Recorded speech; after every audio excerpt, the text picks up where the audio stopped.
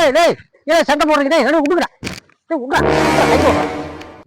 என்ன சண்டை ரெண்டு பேத்துக்கா? ஏன்னா தாத்தா செத்ததுக்கு அப்புறம் அவன் 2 மாசம் நான் 2 மாசம் சோறு போடணும்னு சொன்னீங்கல்ல, அவன் 2 மாசம் போட்டான். டைம் முடிஞ்சு போச்சு. இன்னையில இருந்து நான் போடணும். பாட்டி அனுப்புறான்னா அனுப்ப மாட்டேங்கிறான். நான் வரேன். பாட்டி நீ காலையில அனுப்பிடுவேன். ஏன்னா அனுப்ப மாட்டேன் வச்சுக்கிறா.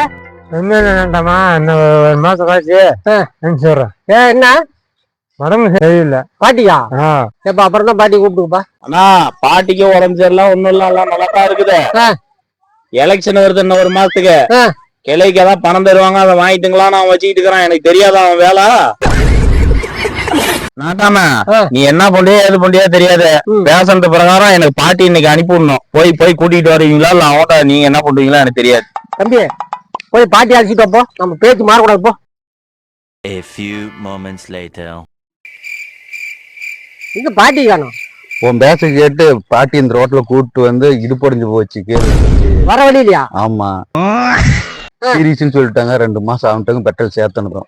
ஏண்டா காலையிலேயே நான் வந்த போதே பாட்டி அனுப்பியிருந்தா இவ்வளவு பிரச்சனை ஆகுமாடா? இப்போ என்ன நானும் ஓட்டு காசு வாங்காத அளவுக்கு பண்ணிட்டியாடா?